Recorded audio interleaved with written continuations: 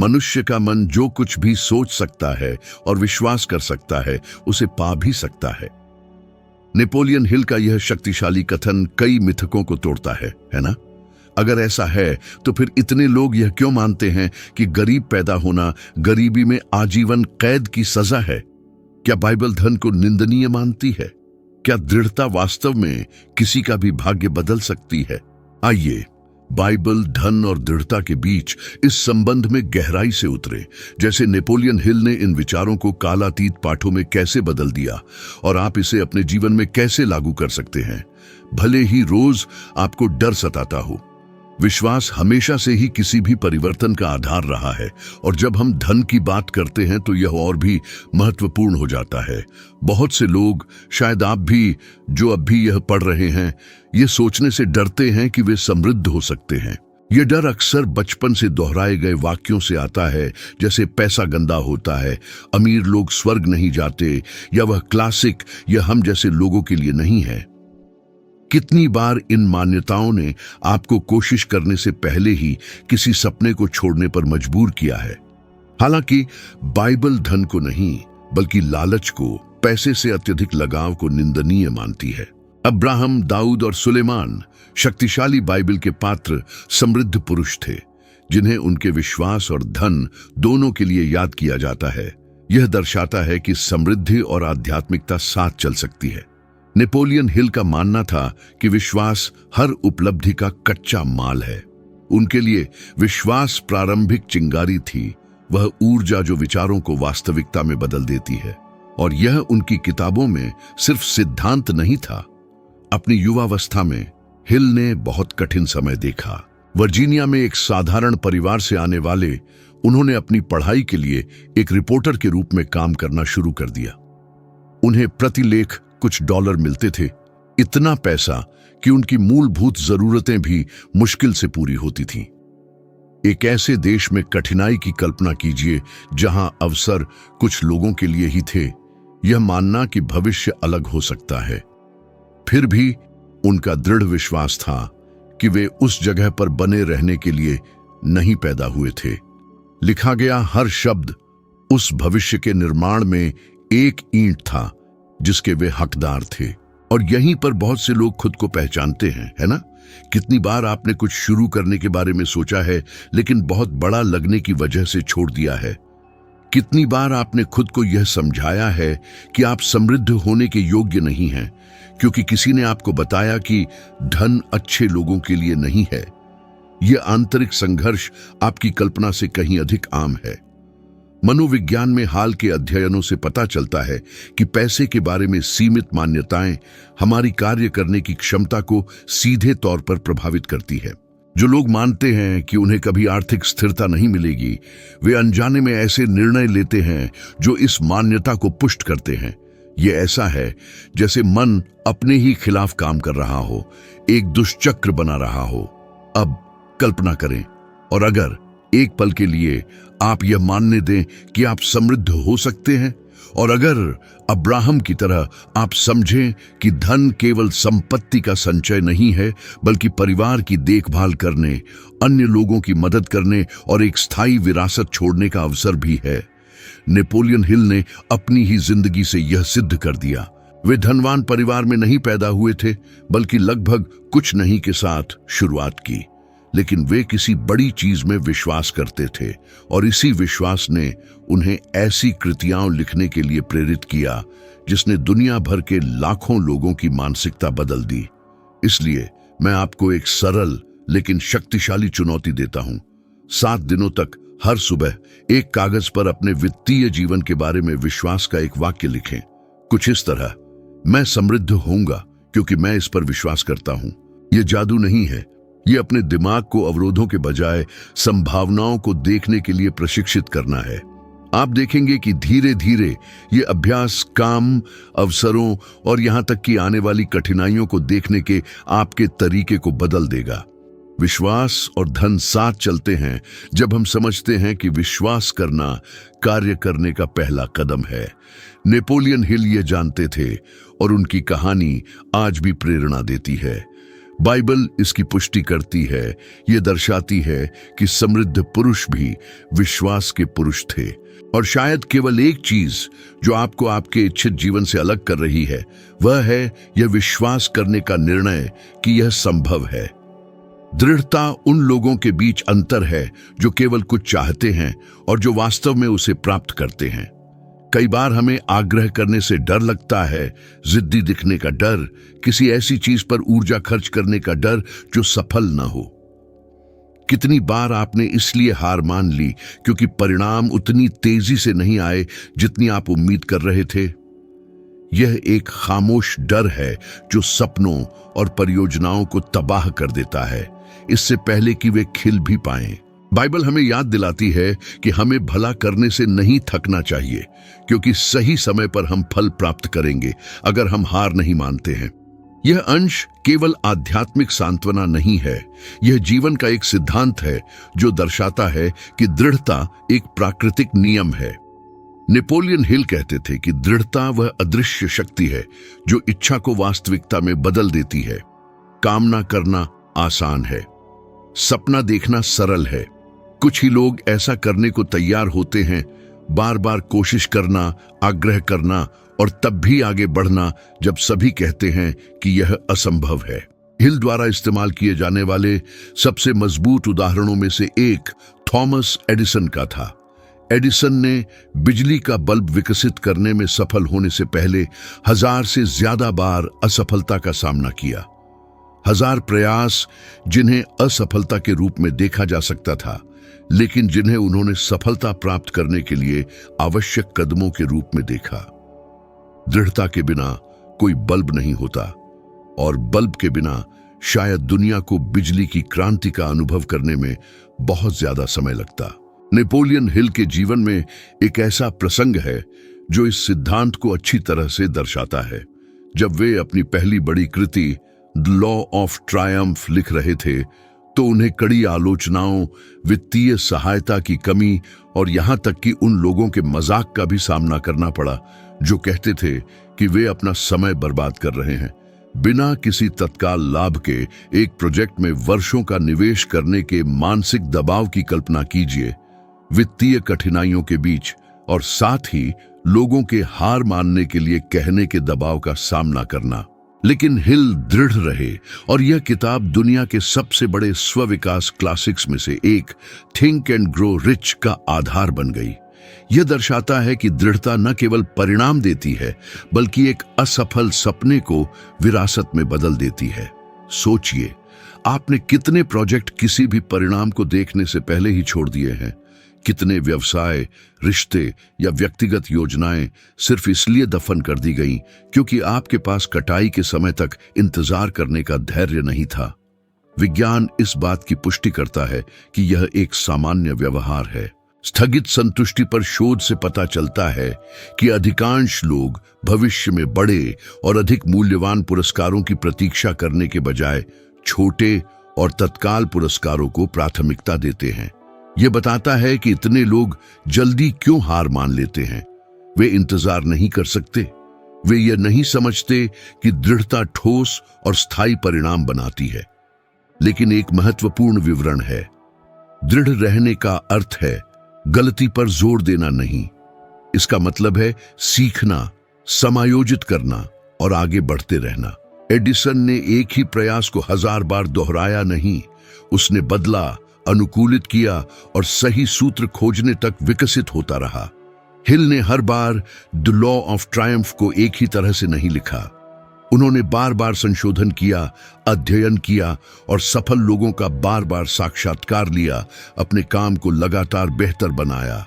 दृढ़ रहना साधारण प्रतिरोध की तुलना में अनुशासन और समायोजन के बारे में ज्यादा है।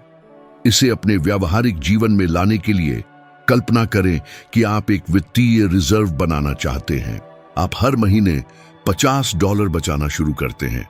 पहले 3 महीनों में आप शेष राशि को देखते हैं और निराश होते हैं क्योंकि यह अभी भी कम है। फिर हार मानने का आग्रह आता है क्योंकि यह तुच्छ लगता है। लेकिन अगर आप दृढ़ रहें तो 1 साल में आपके पास $600, 5 साल में $3000 और 10 साल में $6000 होंगे, साथ ही ब्याज भी। दृढ़ता किसी चीज को जो तुच्छ लगती थी उसे संपत्ति में बदल देती है। और यही सिद्धांत किसी भी क्षेत्र में लागू होता है। करियर, रिश्ते, स्वास्थ्य। चुनौती सरल है, लेकिन इसके लिए अनुशासन की आवश्यकता है। एक लक्ष्य चुनें और बिना किसी असफलता के 30 दिनों तक उस पर दृढ़ रहें। यह प्रतिदिन 15 मिनट पढ़ना, एक निश्चित राशि बचाना, सप्ताह में 3 बार चलना या किसी नए विषय का अध्ययन करना हो सकता है। 30 दिनों की दृढ़ता आपको खुद साबित करने के लिए पर्याप्त होगी कि आप हार मानने से परे जाने में सक्षम हैं। और इस अवधि के अंत में आप महसूस करेंगे कि बनाई गई आदत का तत्काल परिणाम से अधिक मूल्य है, क्योंकि आपने अपने दिमाग को बाधाओं के सामने भी दृढ़ रहने के लिए प्रशिक्षित किया होगा। दृढ़ता ही है जो यात्री को भाग्य के निर्माता से अलग करती है।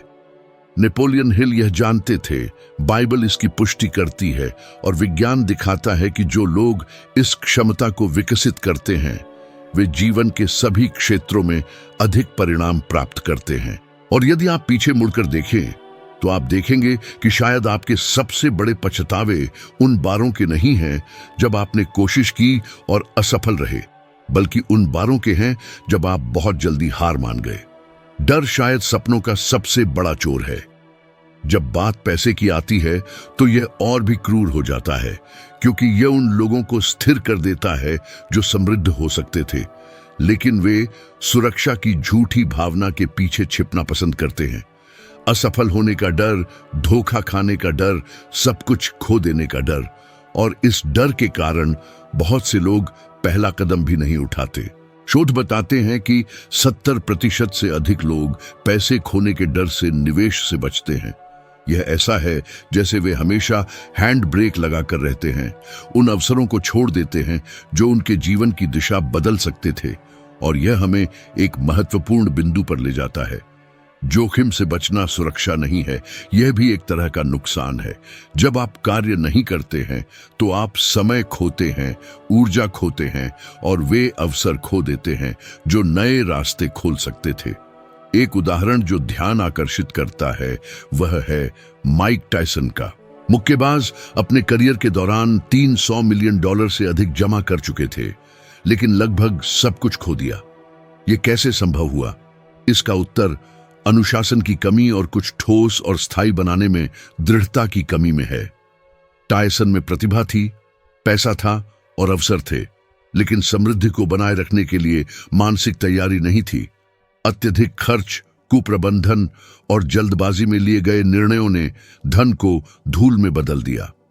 यह कहानी दर्दनाक रूप से दिखाती है कि अगर सही मानसिकता नहीं है तो बड़ी रकम प्राप्त करना पर्याप्त नहीं है। और यहाँ एक अपरिहार्य प्रतिबिंब उठता है। कितने लोग अच्छे अवसर प्राप्त नहीं करते हैं और उन्हें डर, लापरवाही या तैयारी की कमी के कारण बर्बाद कर देते हैं। कितनी बार आपने खुद को किसी नई चीज से बचते हुए पाया है क्योंकि आप सोचते हैं कि यह गलत हो सकता है, जबकि वास्तव में इस निर्णय ने आपको ठीक उसी जगह पर रखा है। यह डर की कीमत है। यह कुछ गिरने से बच सकता है, लेकिन किसी भी उड़ान को भी रोक सकता है। बाइबल चेतावनी देती है कि डर विश्वास के विपरीत है। जब पतरस पानी पर चला तो डर ने उसे डुबो दिया। हमारे साथ भी ऐसा ही होता है। कई बार हम उत्साह के साथ कुछ शुरू करते हैं, लेकिन पहली कठिनाई के संकेत पर हम डर को हावी होने देते हैं।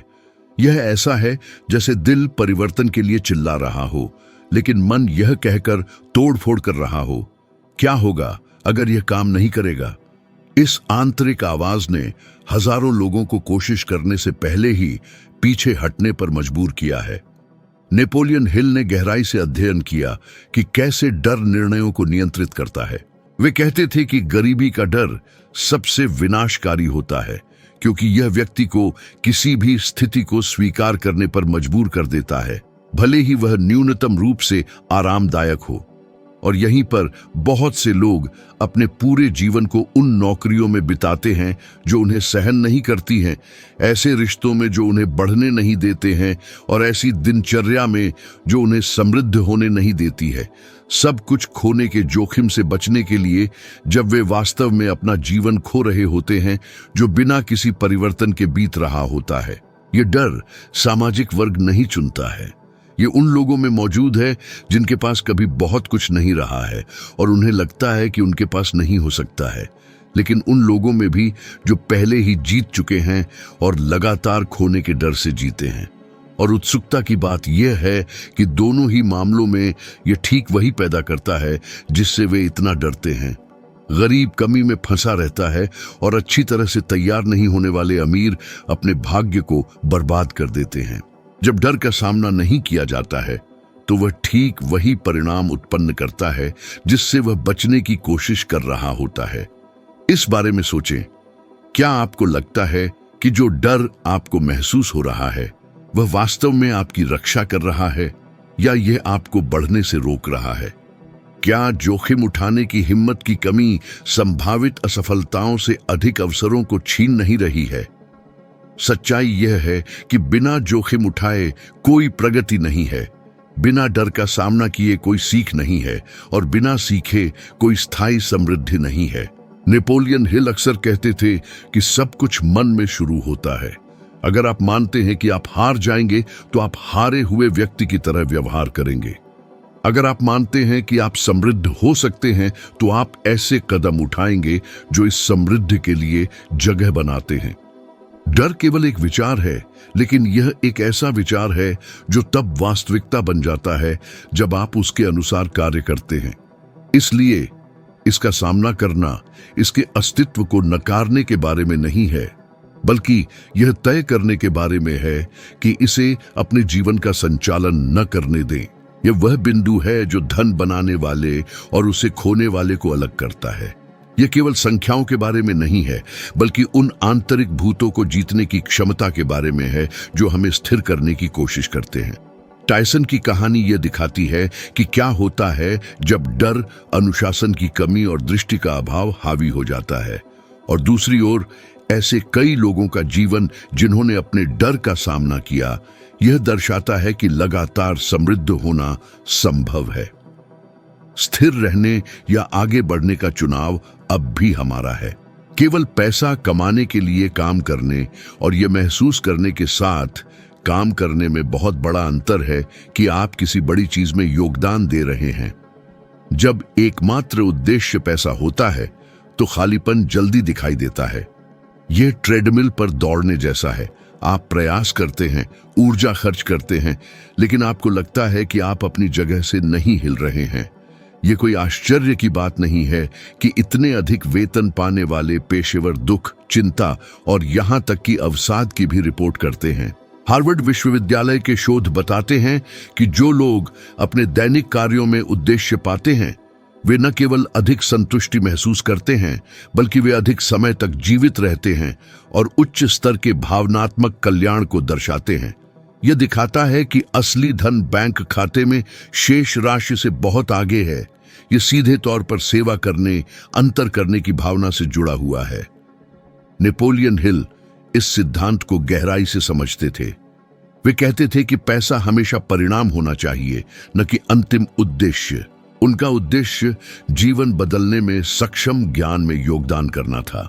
इसलिए जब एंड्रयू कार्नेगी ने उन्हें 500 से अधिक सफल पुरुषों का साक्षात्कार लेने की चुनौती दी, तो हिल ने यह भी बिना किसी गारंटी के स्वीकार कर लिया कि उन्हें कोई तत्काल भुगतान मिलेगा।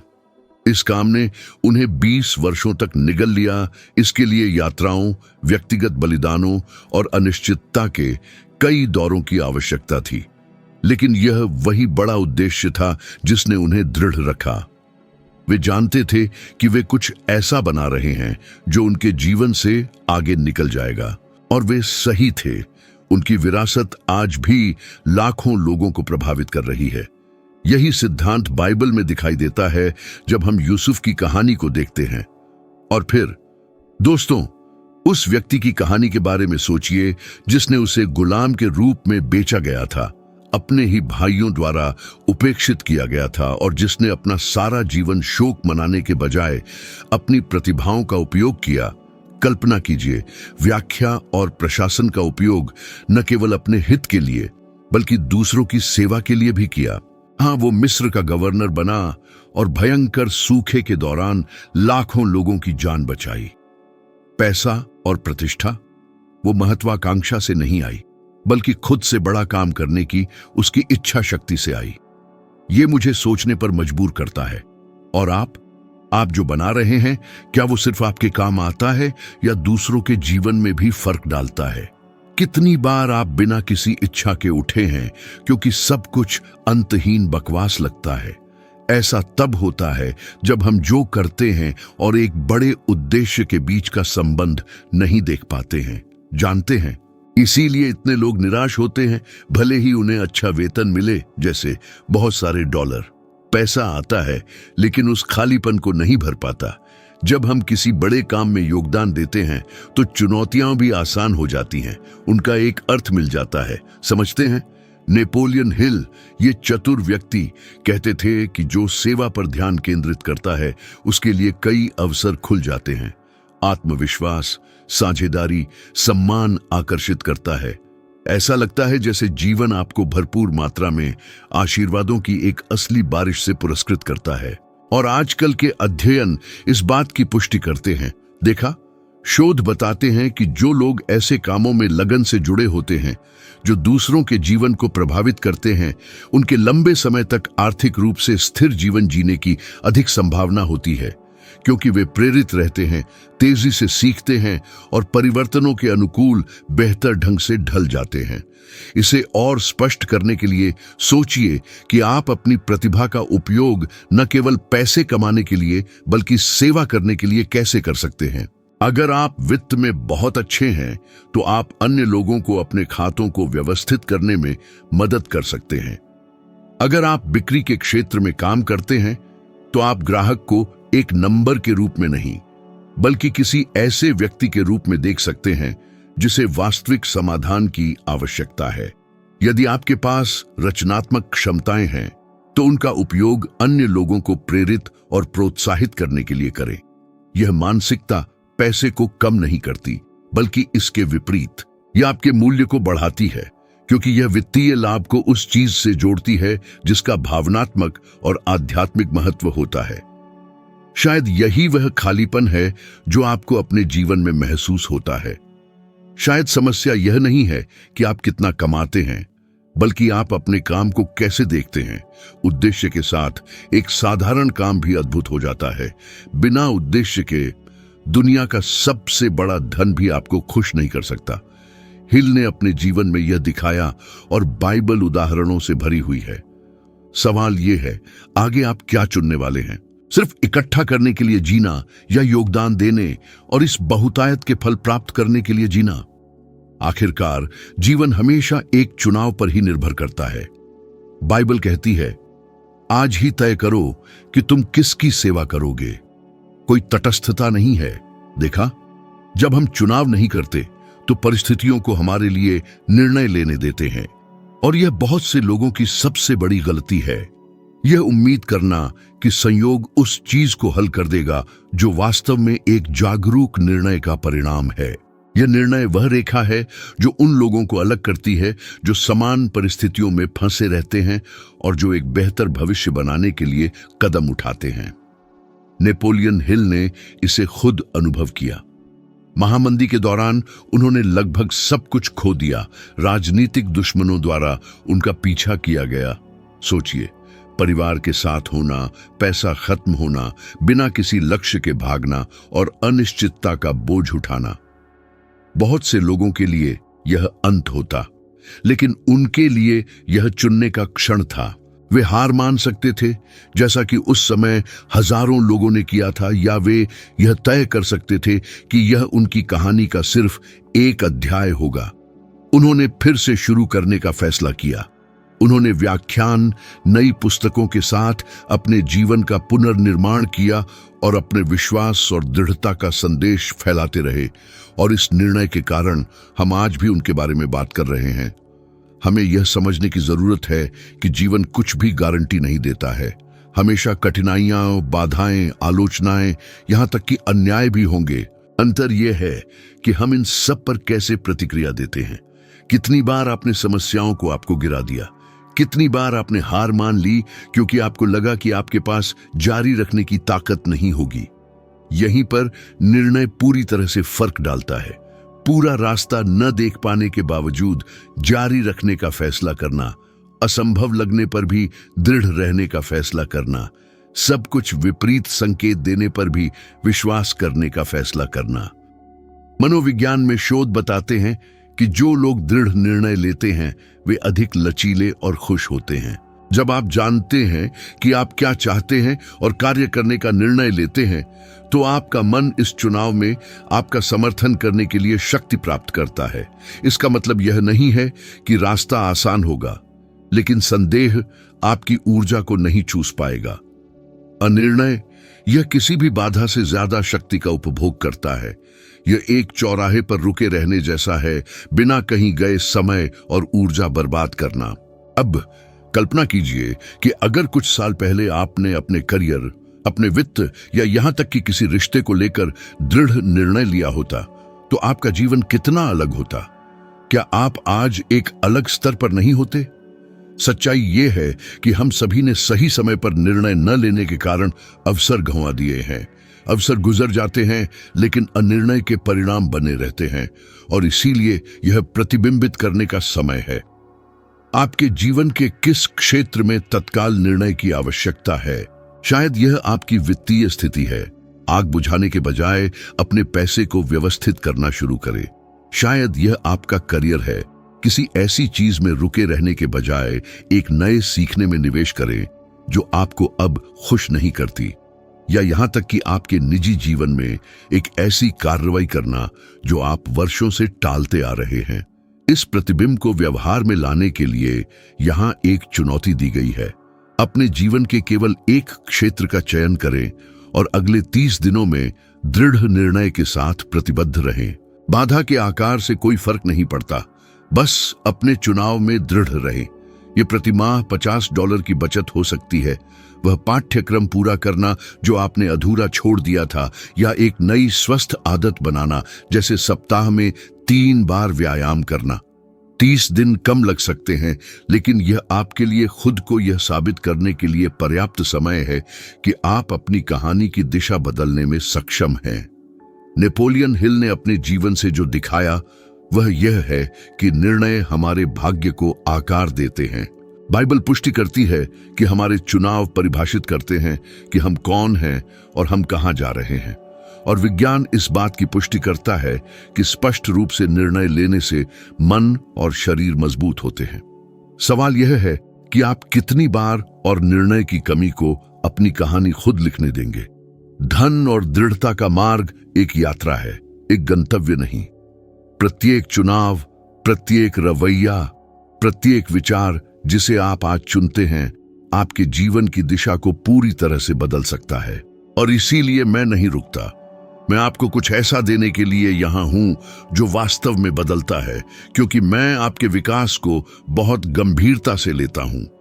यदि आप यहां तक पहुंचे हैं, तो इसका मतलब है कि आपके अंदर परिवर्तन की ज्वाला है, और मैं आपको और अधिक बढ़ते हुए देखना चाहता हूं। अगला वीडियो पहले से ही स्क्रीन पर दिखाई दे रहा है, बस क्लिक करें और इस यात्रा में मेरे साथ बने रहें। वहां आपसे मुलाकात होगी।